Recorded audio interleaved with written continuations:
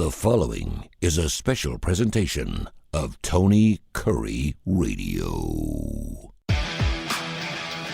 Back again with another Keefer and Kurre here on TKR Tony Kurre Radio. You can, of course, hear the show at least 5 days a week, and it runs all the time, and people like to listen to it repeated times. And, of course, wherever you get your favorite podcast, we're available on every major indice. You can also check us out on, of course, ABC 3340 for the starting lineup, and we also are seen right here on our YouTube channel, so you can actually see our good-looking mugs as we do the show, talking whatever we want to talk about this week. Now, I just got a chance to listen to Need to Know. And obviously, it was a pretty easy catch today because I knew you'd be talking about what, of course, happened over the last 48 hours. And then, of course, the potential assassination of one Donald Trump. And you had a really interesting take on what happened there. While that was happening, though, we went through something else in this country that I think is amazing. We lost 5 other major celebrities that a lot of people aren't talking about. And I want to throw them out to you and get your thoughts on them. I probably don't even know about it. I've been totally consumed with this other story. We lost a young lady who was known for her Popeye movie, as well as several other great flicks. Shelley Duvall, who was, by the way, she was married to, of course, Paul Simon in the early 70s. Do you remember that? I did not know that either. Shelley Duvall was married to Paul Simon. Shannon Doherty, she passed away from 90210 fame and from Charmed. Really? She, of course, has had a 10-year battle with breast cancer. She passed away at the age of 53. Richard Simmons. Really? Yes. He passed away yesterday at the age of 76. Of course, she's known for all of his fitness guru stuff, and certainly was, I think you would consider him, maybe not gay, but aloof. Was on, of course, the David Letterman show a million times. And for a guy who really was kind of a fitness guru at the age of 76 to die that young, seemed a little strange. Ruth Westheimer, Dr. Ruth Westheimer. Oh, Dr. Ruth. She passed away the day before at the age of 96. So don't tell me that sex is important in your life. She certainly got every single step. A man who was pivotal in the winning of the Baltimore Ravens Super Bowl 47 game, Jacoby Jones, the wide receiver, passed away. How about that? Passed away at the age of 40 yesterday. I was going to say, he has to be a young man. Yeah, he is. He had that 108-yard kickoff return. Remember that in the yes, I do. And they end up beating San Francisco 34-31. And then finally, a little girl. Her name was Bella Brave, and she went by that Bella Brave because she was a brave little girl, a 10-year-old who amassed over 7 million followers on TikTok and Instagram, along with her mother Kayla. She has been stricken and challenged with all kinds of different medical issues her entire life. And she amassed a following of over 7 million people, her mother and herself making constant videos of her life and how she was dealing with her life. Her name was Bella Brave. She had by far the most followers of any 10-year-old that we've ever seen in TikTok history, but she passed away yesterday as well. So 1, 2, 3, 4, 5, 6 people, along with the possible thought process. And by the way, it was crazy because when you can't win something, what do you normally do? Whether it's the Karate Kid or anything else, you got to take him out, right? You got to take him out. I remember when the Panthers were playing in the Super Bowl, and everyone's like, "How are we going to beat the Carolina Panthers with that great quarterback they had, Cam Newton?" I'm like, "Go for the knees, take him out, take him out. You won't win the Super Bowl without Cam Newton." A lot of people believing that the only way right now Joe Biden could beat one Donald Trump is to take him out. Obviously, it was a miss. But just your thoughts on the loss of life. Everyone says they come in threes. In this particular case, we doubled that up this past week. It's been a crazy, weird last, say, for 72 hours. Not to mention, and I don't know any details about this, but I just came across it this morning by kind of accident. Apparently, there was a terrible mass shooting in the west side of Birmingham on I guess it was Saturday night. There's 9 people dead at a social club. Yeah, four people got shot at a private club through a vehicle, including a child. 3 other people got shot at another area, yes, that would be considered a mass shooting. And it was crazy because I'm listening to NPR this morning, and they're still doing the national news, and I hear a Birmingham story. I thought that was strange to have been doing local news and it was because it was a mass shooting. Anytime 4 or more people are shot, it's considered a mass shooting, regardless of how many people died. But yeah, 7 people died within 24 hours here in Birmingham over the weekend. It was very, very sad. Because I remember the incident in Orlando a few years ago when Trayvon Martin, the young man, was killed by the guy Zimmerman, who kind of designated himself as the neighborhood watch guy in some gated community, and they had the confrontation, and I guess the kid jumped him, and they were in a fight, but he managed to position his rifle and kill the 17-year-old kid. That very same night, there was at apparently some kind of drug house here in Birmingham. There were 6 people shot in the back of the head, execution style. And it always amazed me how the Trayvon Martin story, because it was polarizing, because it was some idiot neighborhood Barney Fife wannabe who did it. When Trayvon Martin, he was, I guess, technically trespassing in a gated community, but he wasn't bothering anybody. He was cutting through. But that story had legs for months, and there was no mention of the lives lost here, just like this weekend with everything going on. I mean, these are people that are living their lives, and for people to take away the very existence of a human being, a fellow human being, to me, it's inconceivable. And the fact that, okay, well, why are those crimes just dismissed? Why are 130 shootings the 4th of July weekend in Chicago just swept under the rug? And the reason is, Tony, to be quite frank, is they're black on black crime, which to me doesn't change the fact that you're ending people's lives.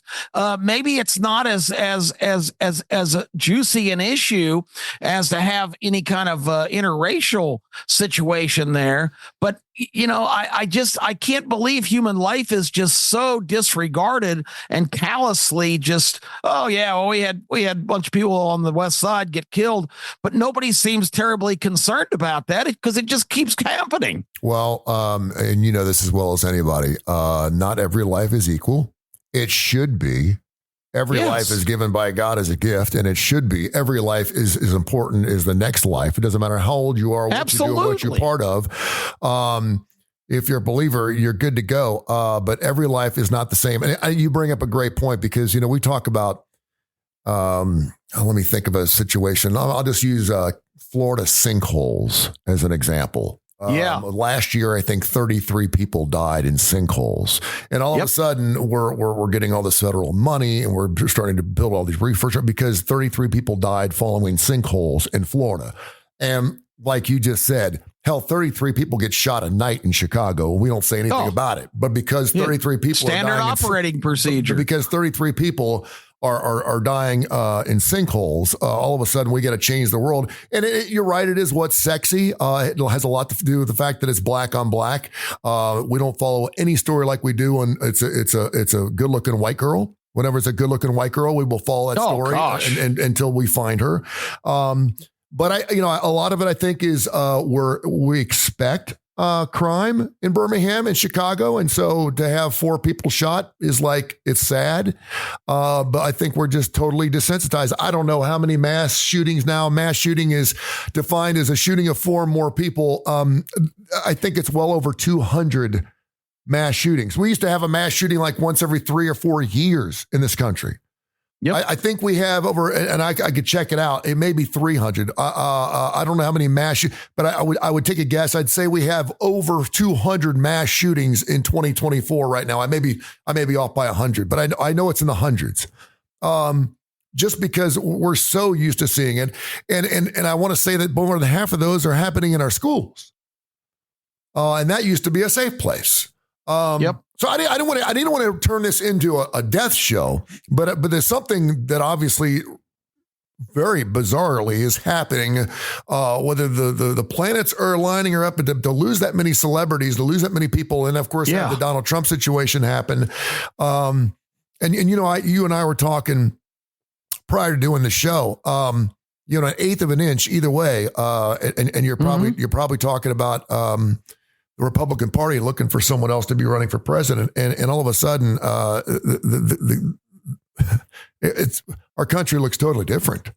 It's a totally different country. I don't know if you've seen it, Tony, but today a letter that was written by Donald Trump's wife has been circulating, and she talks about, and it really hit home with me, because all you do when the public thinks of Donald Trump, she says, he's just treated like some kind of political machine, some kind of impersonal symbol of dissension and controversy, and polarizes people. Some people, like the 30-something thousand that were at this event, who will be talking about this, and in many cases scarred by this experience for the rest of their lives, who absolutely love this guy and his fighting spirit and everything that he stands for. And you've got an equal number on the other side that thinks he's, the second coming of the devil, and he's going to destroy everything. And they listen to all the rhetoric. Even Morning Joe Scarborough said, don't be surprised if this guy starts rounding up his political enemies and starts executing them a couple of days after he takes office. I mean, that kind of rhetoric is so irresponsible and so ridiculous. But she pointed out, he's not a political machine. He's a loving husband and father. He's built a great family, a great business. He has a love for golf and fine music. So this is a human being of tremendous amount of layers. He's not just a one-dimensional political figure. And people, again, the humanity of everybody that falls victim to having their life ended by another person. Every one of the people we just talked about, these victims in these drive-by shootings and these violent outbreaks at public events and public places. You're not just taking away, you're not just creating a statistic, you're eliminating a thinking, feeling, living person. And it's to me, it's just one of the great societal ills that I guess people are uncomfortable talking about, but we keep electing the same people and nobody does anything about this. I think it was really interesting to see the crowd. I've watched, and we've had Donald Trump here at some rallies here. And actually, I think he was here about a year and a half ago. I was actually stopped in. It's just to be part of it, just to see what it was all about, because it looked like I wanted to be part of history. It was just amazing. And I think anytime you get a chance to see a president or a former president in the flesh, I think it's pretty cool, regardless of whether I voted for him or not. No, I agree with you. He is a human being. There are worse people on this earth for sure. You've got to give the guy credit, considering that he's had no military experience. He's had no political experience. And the fact that he's already won one presidency and it appears he's going to win a second is pretty amazing. You could say that he's a goof. You could say that he's narcissistic as hell. You could say whatever you want. But the fact that he has created this brand for himself where he can actually win the vote in this country, despite the fact that he has had no political aspirations before this. He obviously had a television show that was quite successful. And yeah, well, he's been stealing from people and he got his money from his dad. I don't care. I don't care. He's still a very, very important person in the ilk of this life that we live in right now. And no, I agree with you.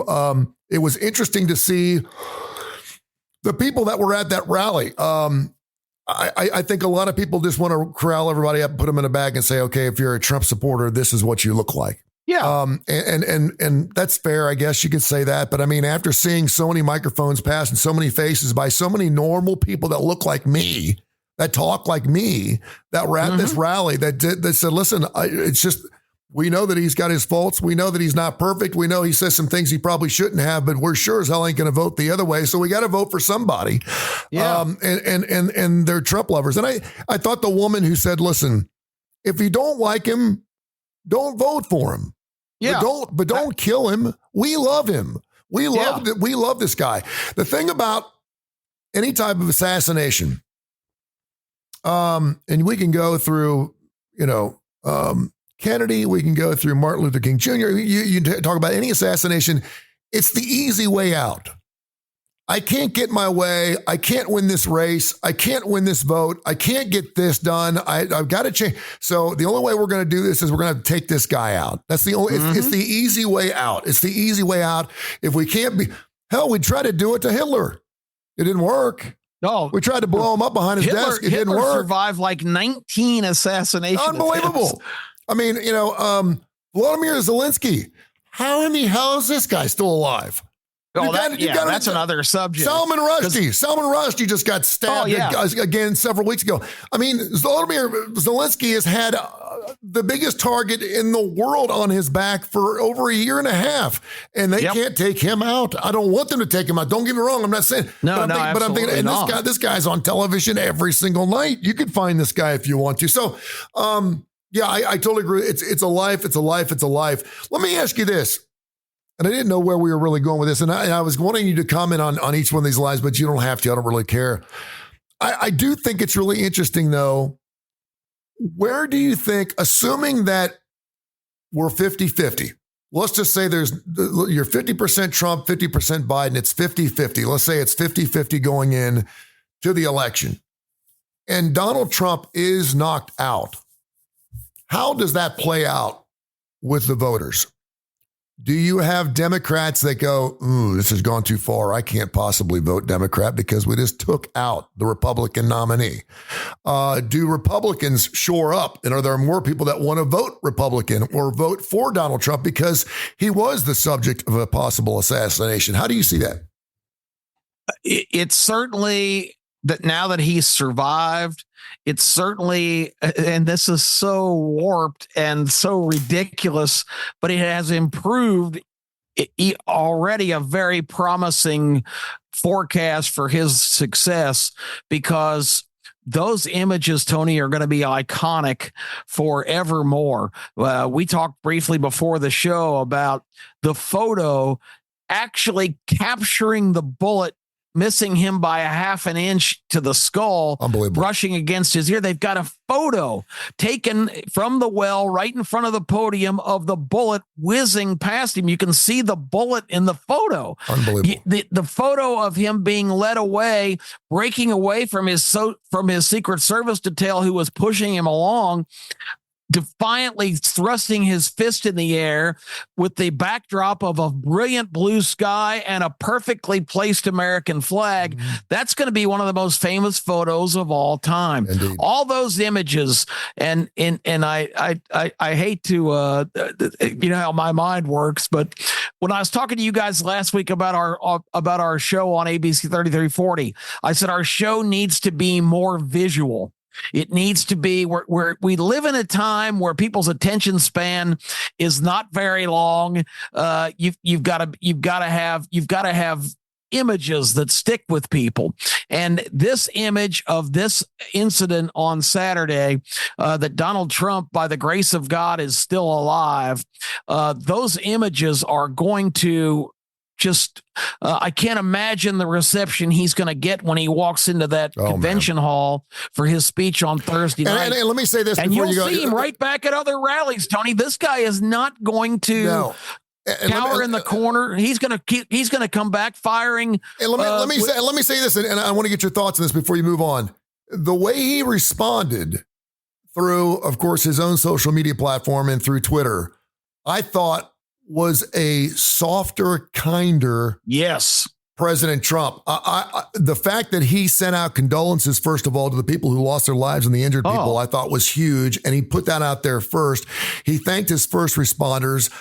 He said, we must stand united. Yes, I saw him say fight, fight, fight. And I was like, oh man, people are going to go crazy. But he's saying there because, I mean, obviously when Donald Trump says fight, we fight, right? I mean, there's actually people that just go, okay, let me grab my guns. Let me grab my fist. Let me get my and so when he says fight, it means something different from his constituents and from the people that actually follow him, is right-handed people who are just MAGA knuckleheads. But I saw and heard a much softer Donald Trump. And I thought, wow, if you are riding the fence right now and you're thinking, listen, I don't like the guy. I don't like the way he treats women. He lies at his ass during debates. He does all these different things, but he doesn't deserve to take a bullet for it. No one deserves to lose their life over it. And you're looking for that one vote. I just thought the way he responded, I thought was very, very classy. And you're going to see. Yep. To your point, Tony, you're going to see he's already torn up his speech that he was going to give on Thursday night. It's being completely rewritten. And the word from inside the campaign is this has been a life-changing experience for him. And he is going to throw out all of the rhetoric. And he's already done better in this campaign than he's done in the previous ones of not being such an attack dog. But I think you're going to see an attempt on Thursday night based on the experience that he just went through to try to consolidate this country. It's what Biden ran on. And whether you hate Trump or love him, anybody who thinks Joe Biden has succeeded in, getting everybody in the country united, he's probably driven us further apart than we were at any point of the previous Trump administration. No, and I think he could have been, I don't want to say pro-Trump. I like the fact that he called him Donald. I like the fact that he reached out to him, albeit a short phone call, but I don't think he did a lot to sway any votes. If you were wanting to vote his way or the other way, I don't feel, I want to say I didn't see as much compassion for Donald Trump as I thought I'd see from Joe Biden. Particularly when he said, listen, let's not make any calls here. Let's let the FBI do their work. Some guy just trying to take out your butt, dude. That was probably not the best thing to say right there. But then again, it's Joe Biden. So who knows what's Well, let me share some inside baseball with you, which is the term, of course, when you have some information. I happen to have worked for Phil Ruffin. At one point was one of his key lieutenants, who's one of the most successful businessmen in the country. He owns 3 properties in Las Vegas, including the Treasure Island. He has a casino across from Atlantis in the Bahamas. He has properties all over the country. One of the Forbes top 40 guys, and actually is one of Donald Trump's best friends in the world, and had actually sold him the site of the old Frontier Hotel, which now has a Trump property. And he shared with me during the campaign in 2016. He said, I was with Donald last week, and he said, Donald, what the hell are you doing? Why are you running for president? You're the king of the world. You've got billions of dollars. Your businesses are booming. You've got the greatest life ever. You're 70 years old. Why in the hell are you doing this? And he said, Phil, it's broken, and I'm the only person who can fix it. And that is from inside sources. That's not a campaign speech. That is a personal conversation with a friend of his. He believes he's on a mission to save this country. And yes, he's brash. He's annoying. He's insulting, but he's not running for miscongeniality. And the 3 years of his administration, from a policy standpoint, before the inconvenient timing of the China virus, as he refers to it, knocked everything off track. That administration was tremendously successful in stimulating the economy, cutting people's taxes, bringing industry back to this country, and an encore to me compared to this very, very politically motivated administration. I'm not a Trump lover, but I am an absolute hater of what's happened in these last 3.5 years. And the fact that they're running on a platform to say, look at all we've accomplished. Oh, okay, I'm looking. Tell me what you've accomplished, because I don't see any accomplishment in these 3.5 years of poor Joe Biden, who is basically being subjected to elder abuse by being paraded out there as the president, when clearly he is not the man in charge. It is set up in this country, more so now than ever, that we can't get anything done.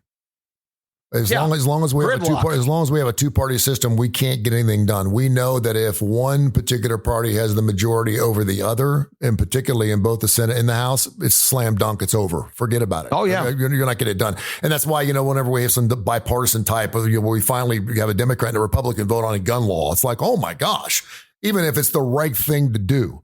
And so Donald Trump was that one guy who sees through that shit and says, listen, I'm not putting this to a vote. Because he's not a politician. No, he's not. I'm not putting because I'm wasting time here. If we're putting through a vote because nothing's going to get done. We're not going to. So he just kind of slides by and says, you know what? I'll build the wall myself, or I'll figure something else out, or hell, Joe did it with the loan forgiving thing. Yeah. I mean, the loan forgiving thing is making you can't do this. You can't do it anyway. So he did it anyway. There's no repercussions. There was no vote on that. I mean, all of a sudden we got trillions and trillions of dollars of unforgiven money, and God bless you, that's great. I mean, I got people that had a $109,000 student loan that was due until they were 83 years old. They don't have to pay anymore. Good for you. I'm not one of those people. You did take a loan out. You should pay it back. You should pay out back some of it. It sucks for construction workers and plumbers and people working for a living. No one said anything about that though, and he just got done. They're paying for these education with their tax dollars of these freeloaders that are getting off the hook. The one thing when they had committed to that loan and now they're relieved of it. You committed to it.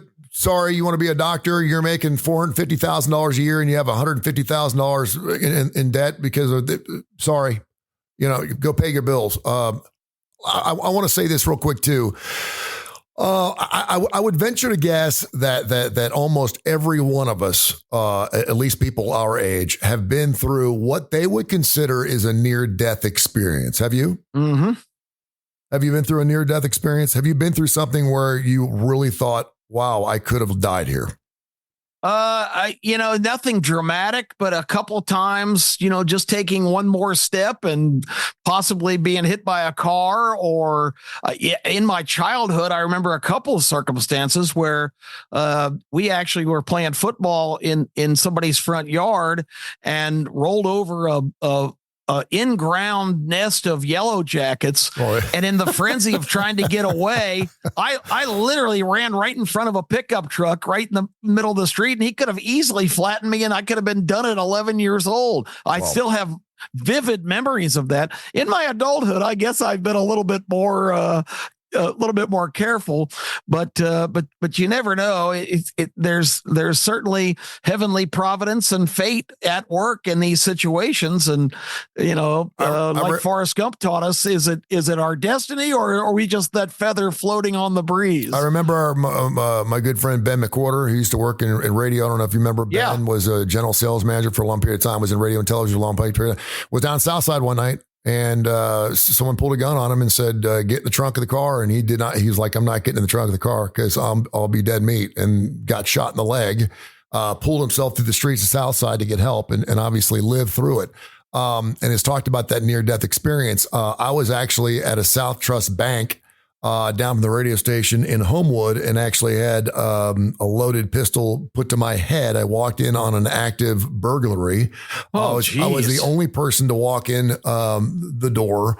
Good timing, Tony. Yeah, and I remember I had two checks for $300 each, and all I could think about was I really need that $600 to get in the account. And so as soon as I walk in, I've got a pistol to my head. Another guy behind the counter is starting to shoot.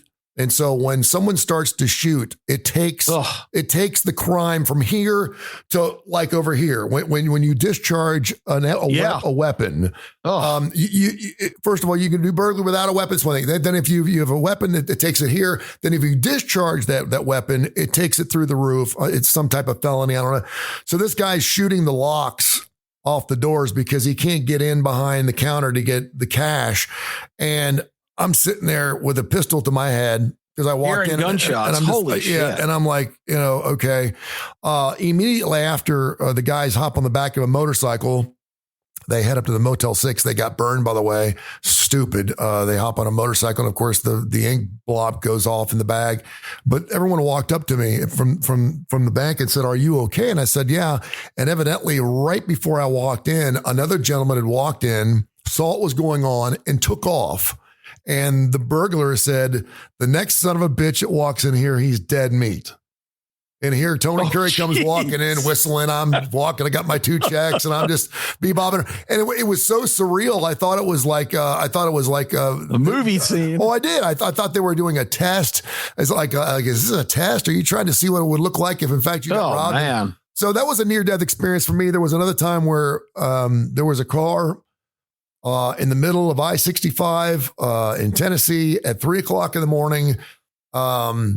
One headlight was out, the other headlight was on, and I swear I drove right through it. It was the middle of the highway. I was going 85 miles an hour in a driving rainstorm, and I drove right through it. I still don't know how I got around it. I don't know why I'm here. It was one of those things where I had to pull off the side of the road for about 45 minutes, and my heart was just jumping out of my chest. Wow. So when you do it, I think we can all look back on our lives, and man, I mean, there's a reason why our bones move a lot more easily when we're younger. You know, you be a 3-year-old and fall down a flight of steps and be fine. But when you're 58, you fall down a flight of steps, it can kill your ass. We can all look back on some times in our life and go, wow, that was really, really close. There are other times where you're like, you should have died. And so I've had a couple of instances where, and it does make you look at life differently. And I'm wondering if that changes anything for Donald Trump going forward. If the fact that he's incredibly fortunate. I mean, incredibly fortunate. Unbelievable. If that shot goes 100 times, 99 times, he's done.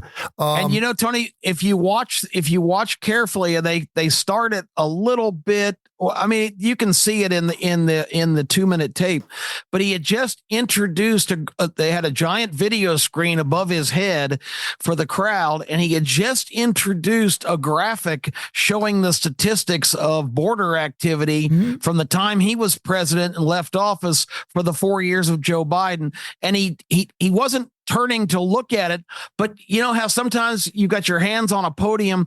He had said, and if you look at this graphic, and he just almost tilted his head just a subtle little bit to kind of direct attention to up above him and behind him. And that tiny little move saved his life, because if he hadn't moved, that extra inch and a half would have that shot, a hurried shot from a gunman who had been detected. So that kid didn't have enough time to set up and really aim accurately. But that shot, that subtle little move with his head to call attention to that graphic, saved his life. The timing is unbelievable. To prove how deadly that was, obviously it killed somebody on the other side. It went through him and ended up killing that firefighter, that proud man who was actually trying to protect his family. And let me say something about him. Yeah. 44 years old with 2 daughters.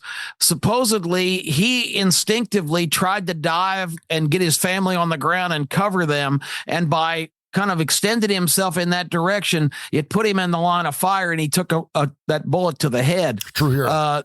This is a 44-year-old guy. The Democrat governor of Pennsylvania praised him as being the ultimate American, went to church every Sunday, was devout and devoted to his friends. I mean, just glowing poetically about what an unbelievable person this was that we've lost. And that's absolutely proper to do so. But at the same time, you hear all the rhetoric talking about MAGA extremists. This guy loved Trump, loved his country, and he's what's classified as a MAGA extremist. I don't think being religious and being devout and loving your country makes you an extremist. I would totally agree with you. And again, it's when you have these types of things happen in your life, whether it's something that happens to you personally or happens to our country. It is, if Joe Biden said one thing that I agreed with, it's time to PPP. You know, pray, pause, and just let's take a step back for a second and let's chill out a little bit and get our bearings straight. But it does. It makes you pull off the side of the road and feel your heartbeat and go, okay, hold on a sec. I need to get right here before I hit the road again. And I think this has been an eye opener, not only for Joe Biden, but for Donald Trump and for this country and for how we vote. And golly, I mean, you want to talk about some rioting and some issues we would have had if Donald Trump had been taken out. You hear the term threat to democracy all the time, Tony. This was a direct assault on democracy. Mm-hmm. The leading candidate for president almost died, and it was taken away. The will of the voters, the choice of the people. That's the ultimate assault on a democracy. And again, my theories, if you tuned in to Need to Know, I don't think this kid was politically motivated. I think he's an outcast and a loner and somebody who was just crying for some kind of recognition, notoriety, identity.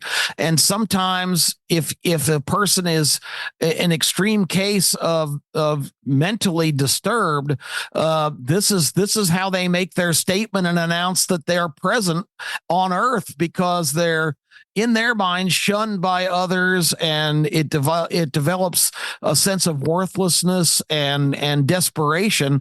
And I mean, because have you seen pictures of this kid? He looks like a choir boy. He looks like a 12-year-old. Yeah, he does. And if you're one of these people that hates Donald Trump all the way to the core, and you just wish he'd go away, and I know they've done these things like the best and worst 46 presidents we ever had, and Donald Trump's at the end of it, and then you see some that where he's number one. If you really want this guy to go away and you don't want him to be part of anything historical, don't kill him then, because he will go down in his legacy as a martyr for his people and for the people that obviously 50% of this country believe in.